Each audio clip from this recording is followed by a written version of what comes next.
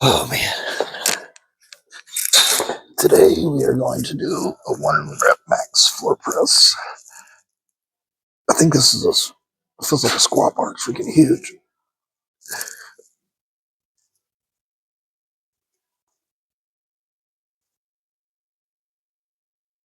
Ooh.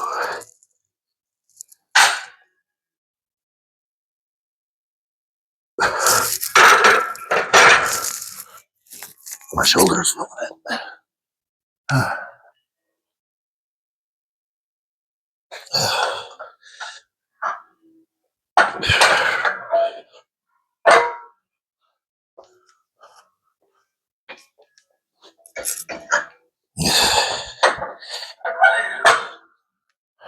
Let's get you guys a better angle. All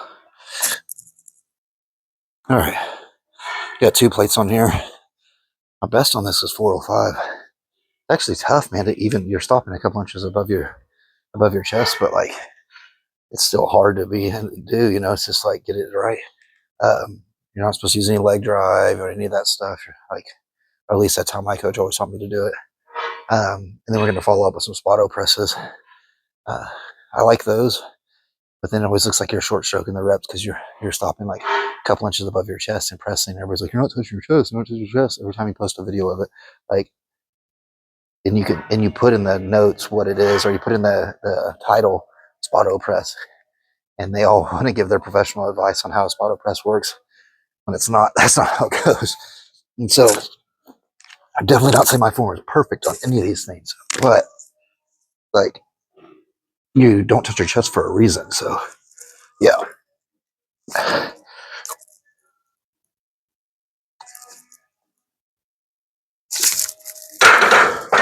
Still got a little cracking in it going on.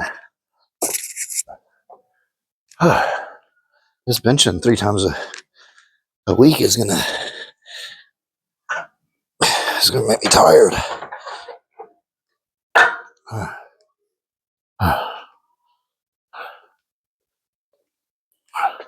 Really not even sure what I can do on this floor press, but I guess if I fell, I'll just crawl up from underneath it. Should be able to toss it forward and uh, you know set it on my belly or something. There's really no way to do it. This bar is freaking thick. It's like a squat bar. I'm in the squat rack, but there's just no other bars on this side of the gym, which they got a Rogue squat bar there, which I think is a 32 mil, and it feels like it's pretty thick though. Cool, man. They're the same. They're the same thickness. So I don't even know if this is a 45-pound bar. This might be a 55-pounder because the Rogue one's a 55. There's no cap on it, I tell you. But anyway,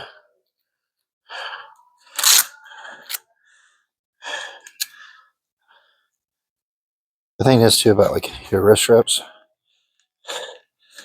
Those wrists can stay straight ahead. It's like wrapping your hands for a fight. With that wrist collapsing, stiffer that wrist stays, that weight drives right through the elbow. It's all like this one path. Excuse me. But if I'm pushing it this way or this way, then the weight has a tendency to come out the elbow at the side or the back. And so like way more elbow pain, shoulder pain. It's just so much safer to have wrist straps, at least wrist straps on. Anything heavy, I normally don't put them on until 3 plates. And so then I, start using them from there. I've done meets before that you could not even wear wrist straps. You couldn't wear anything. It was pretty lame. I mean, my bench was still, at that time, I was benching maybe like 320, so it wasn't super, super heavy. But for me, it was heavy. And I was weighing in around like 160s. That was at Show Me Games in Missouri, Show Me Games up in Columbia, Missouri. It was fun, but like it's a 12-hour day of bench press and deadlift only. It's our push pull basically, but they got some bench press only, some deadlift only. But they're running 2 stations at a time, 2 platforms, and it was still 12 hours. But the funniest thing I was noticing about that is everybody's in the back and they are failing in their warm ups, and then they're going back. Then they're going to the thing and opening up, and they're missing their openers, not being able to make it back. Now this was before I ever did any kind of real powerlifting meets. And so then, like any certified ones or, whatever official meets. So it was fun for that time, but I learned really quickly I was like, didn't want to do that kind of lifting. It was just a cluster and it wasn't as good as a real one to me. I mean, it's kind of neat to lift with a bunch of different people though. Because I mean, I think we had 120 lifters at one of them. So that's cool. All right, let's see.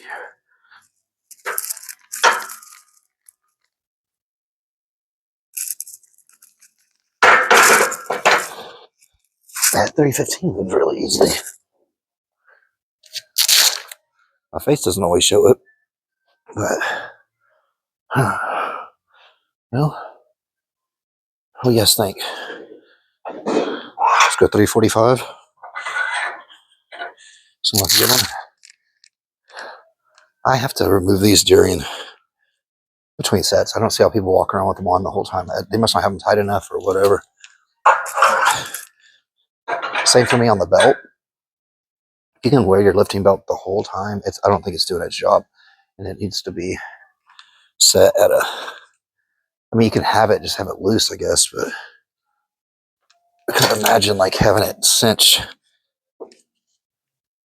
when especially like squats. When I hit her up with squats at a meet,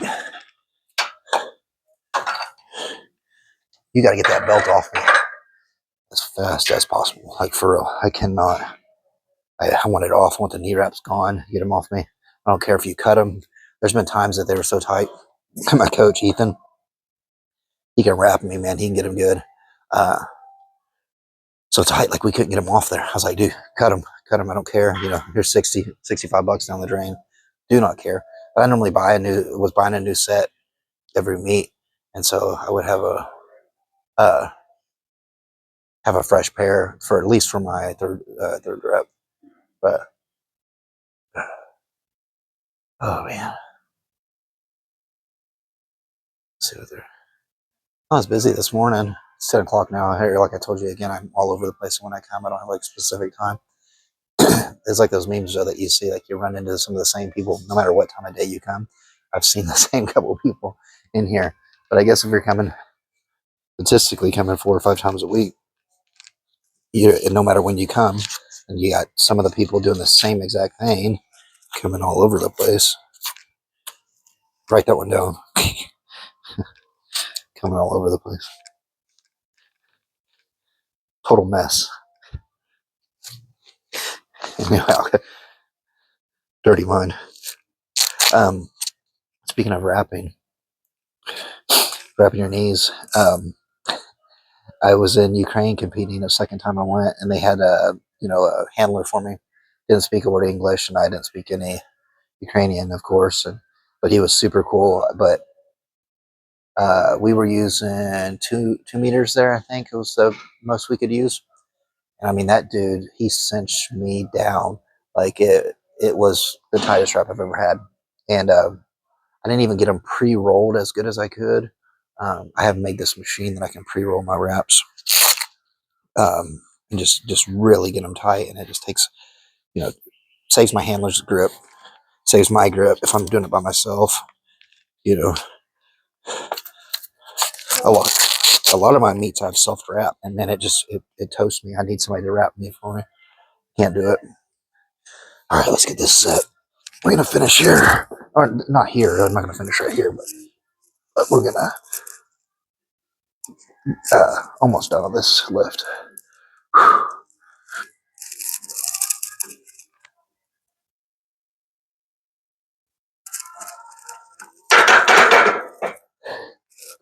Man, that's heavy.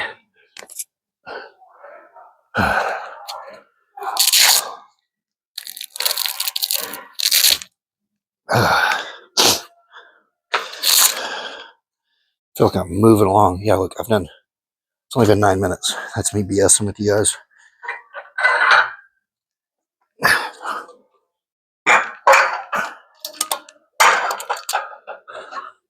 And almost done my warm-ups. Most that's been talking.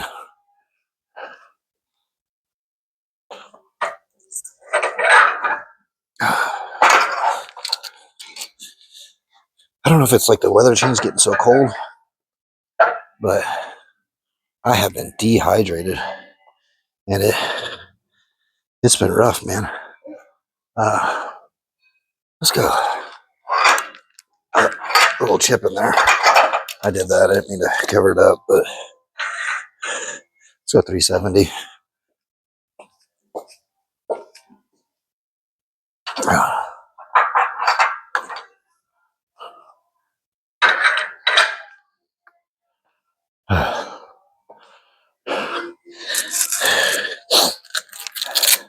My shoulder's a little cringy on that for whatever reason. It's griping at me a little bit. My left one, that's all I need. Have something like that happen. But like I said, this has been like my first week back in the gym. And then I'm over here bench pressing 3 times. So it's like probably a little much, but kind of going off of a prep that I've done before, just following the same one. I'm 9 weeks out from the Arnold. Technically 10, but well, it would be 9 in. But it was 9 at the beginning of this week. Jesus, I can't think of what I'm doing here. So technically 8, but that 9th week I won't lift. I normally I've always been kind of like that. Sometimes I'll take 10 days off the meet. There's been times that I've taken a whole month off before I even hit the platform, and I go in there and just kill it, like do good squats and everything, haven't touched the bar or nothing like that. And it wasn't taking a month off because I'm like, oh, I want to take a month off. It's just like my prep was off and my eating and working so much. I was working 12 hours a day or more, and then trying to work out at 4 o'clock in the morning, get it together and spend time with my family, that I was just done. I started feeling like I was getting injured. I feeling like I was getting hurt every time I touched the bar. So I just had to quit working out and then just hope for the best. And I show up there, don't know what my opener is, put down 600. Okay, then squat 685. So it was like, my coach is like, how do you do that? I'm like, I don't know, man. Sometimes the rest for me is the best. And so, all right, let's get this to go. Come on. It might be a touch and go. Feeling a little funny.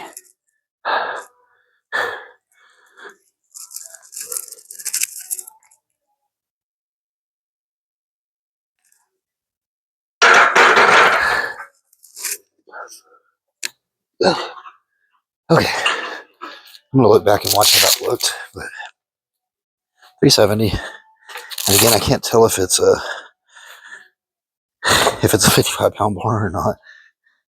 Being in the squat section and the other ones have 55-pound bars, it just might be. If it is, that's cool because it's a 380. I mean, don't know what these weights weigh. I don't know. I spoke on that before too. At my gym that I had, they were always heavier. Never had any light. There was never.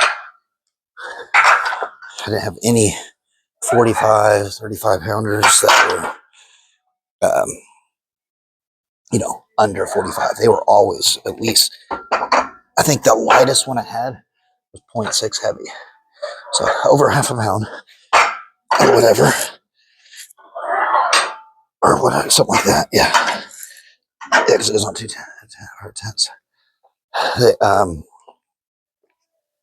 No, 0.6 heavy. So think about when you got in the squats and you got what? Let's see. 5 plates, 25, 585, 6, 7 plates on there, each side. What do you, how much is that? Getting roughly 7 pounds heavier. Crazy. I'll be right back, guys. All right, we're going to do some spoto presses. Like I said, again, this is the ones where you're stopping a couple inches off your chest and everybody's like, oh no, you're cheating. You're not touching your chest. And then I go to a meet and I've never once folded a bench from a lack of not touching my chest or pausing long enough for the re-rack or any of those things or locking a rep out. So it's always just trolls on there, Oh well, speeds of my algorithm.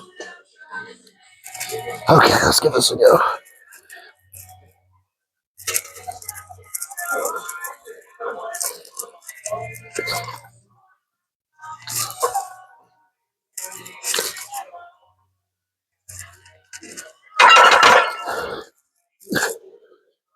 Easy enough.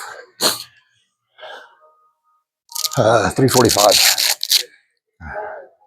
I might go down a set though, just or go down 5 pounds or so.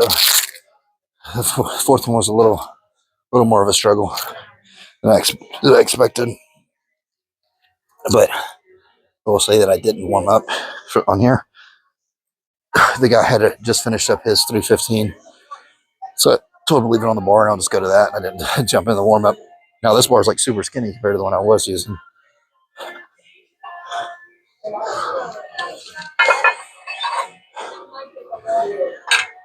Let's go 335.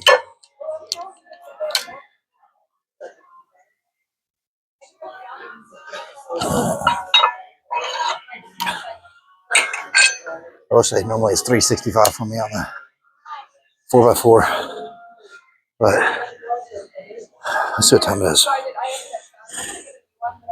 10:50. Okay, jump right back in there.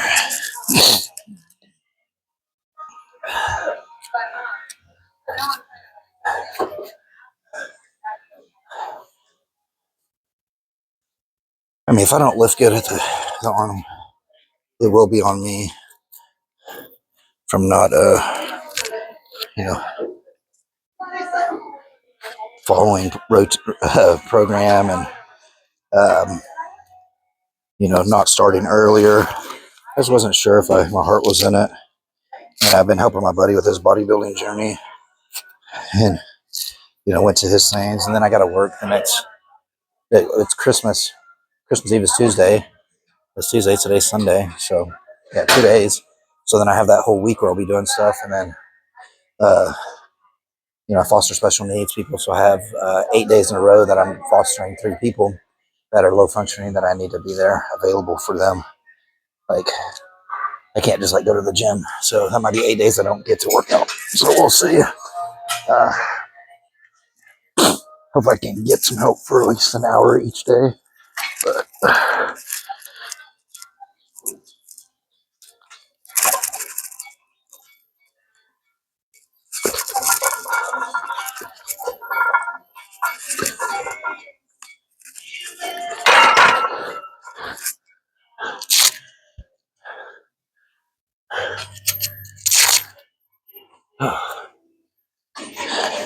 the biggest part of that one is how I'm with my right hand. Since I'm trying to stop there and not touch my chest, I feel like I'm doing like this, like torquing under. It's put pressure on my wrist. It's making it feel weaker. Let's go down to 325.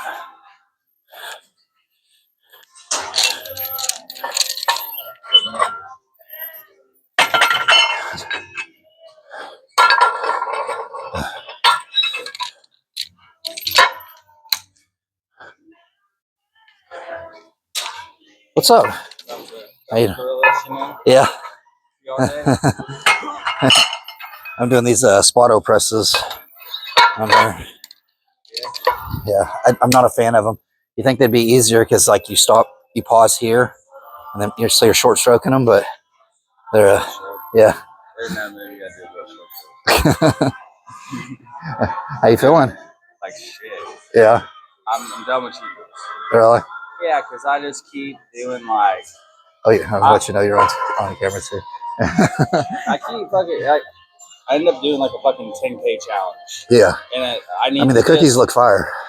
They're like these giant brownies. Yeah. Yeah, and like the pizza, like that one's kind of gross. They put way too much fucking shit. Where'd it come from? Domino's. Oh, okay. That was like the scarlet farm one was really good. I ate half of that, and I ate basically all. But yeah, I just need to Saturday. I need to have a couple normal meals, and then maybe a small. Throw like a Ben and Jerry's or something in there on top of it. 1,200 calories real quick. I'm like, yeah, this is just gross. I don't feel guilty. I just feel literally. Yeah. So today, shit workout, can't even get a prompt chest tricep. I'm I've done like an hour and 20 minutes of cardio. Yeah. Powerlifting inside, you've probably been strong as hell today. If I go home, probably I legit just have to go to the store and then clean my house. I'll do nothing at home. Yeah. So I want to just literally move. Yeah. Yeah. I mean, looking good. Yeah, I feel okay. I was 5 almost this morning. Oh, really? Yeah, so I'm doing quite a few pounds. So Yeah. What were you? How low did you get? 165.8. Dang. But yesterday morning I was 168 flat. So Yeah. I got the couple pound jump was okay. Yeah. But yeah, that's just that'll come right back down. Yeah. But I just want to move and feel better. I'll only have one meal a day. I'll wait till later to eat. Yeah. Chug water. Brennan's already looking thick. Brennan's already looking thick. Yeah, he's huge. Yeah, he's huge right now. Rodney Camaro. Yeah. Did he get a better rate or something? I have no idea what's going on. I'm like, Brennan, if you make money, save that shit. You already got a nice car. Yeah. But at the same time, I see what his idea is because it only had 300 miles on it. Yeah, that was my thought. I thought he said something about it better.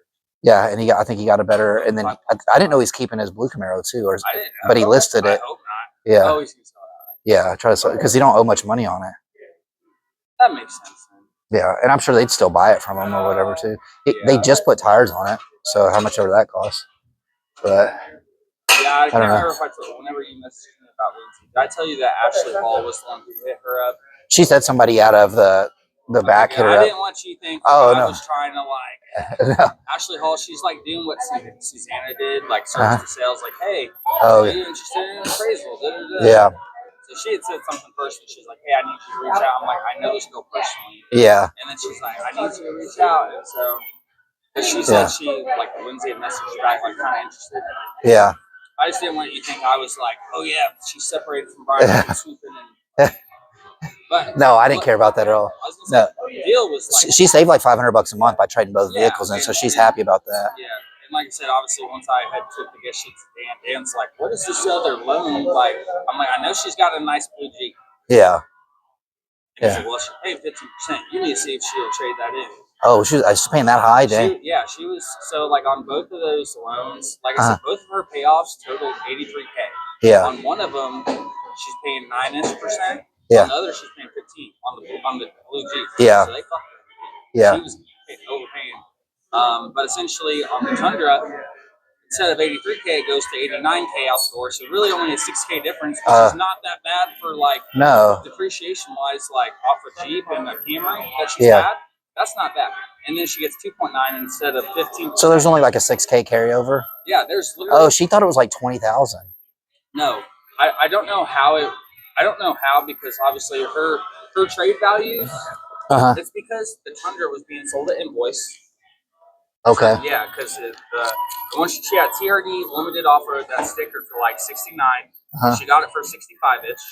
So that's why he couldn't put more into the trade. But the difference, like I said, if she took her payoffs together and didn't buy, she was already at 83,000. Yeah. Her out the door, I can't remember if she had to put money down. Maybe with $2,000 down. I can't remember if she had to put any money down. I just know like the out the door amount that she signed on was 89,000, and that was at 2.9%. Okay. So I told her, I was like, "Hey, I know this seems scary, like trade values and everything." I said, "I obviously don't know values, but look at it this way: like whether you see it on paper or not, like this is really what you're paying. Like, if you even don't buy, you're at 9%, 15%, and you're at 83,000. So this new loan, if you like this Tundra, if you like it, you're at 89,000, and you're at 2.9%." I said, "You will save a mat. This will help you pay off shit and get ahead in the future."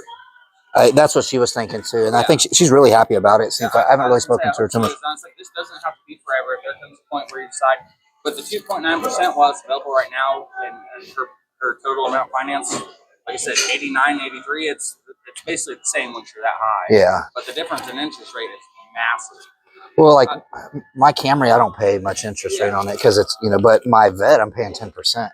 And so, like, it's, like, up there. But I bought it when it was, like, the worst time to buy a car. And so, but, it's on me. I tried going the extra mile because at first we didn't have the trade there yet. Go ahead. You can go.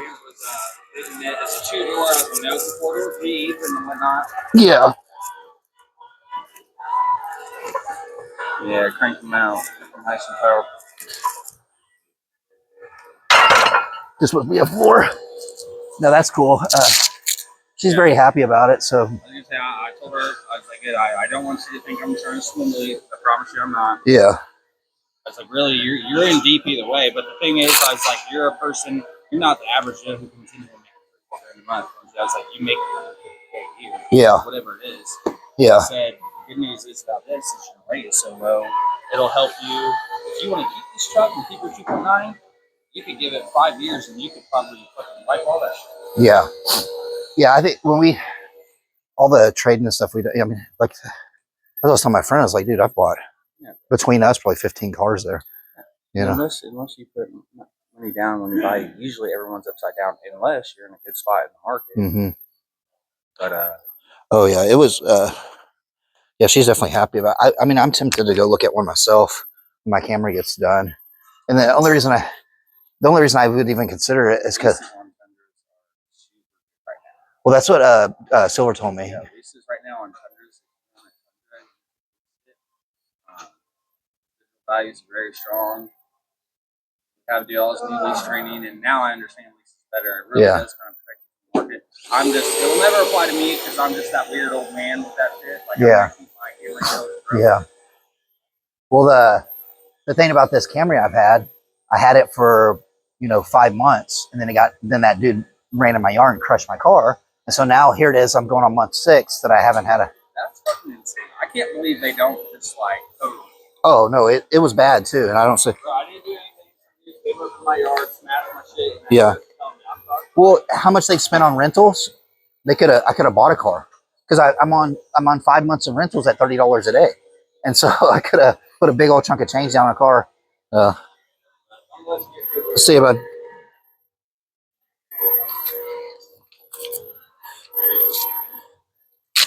Old buddy, we used to work together selling cars, slinging cars and stuff. But I've bought so many vehicles from there. It's like they always do me right though. Like, I mean, I feel like if I I trade one in, I'm rarely ever upside down on one. When I bought my vet, I stepped outside of them and went to another place because they had one available, and they really screwed me over.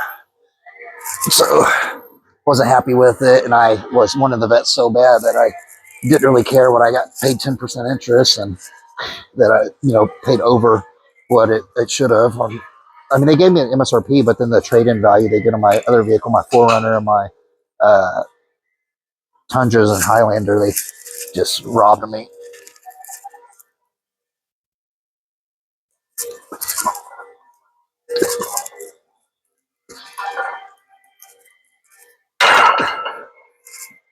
I should pause the hole a little longer with those, but it is what it is. I feel rushed. You guys got to hear me talk for several minutes. BS. Pause you up for a minute.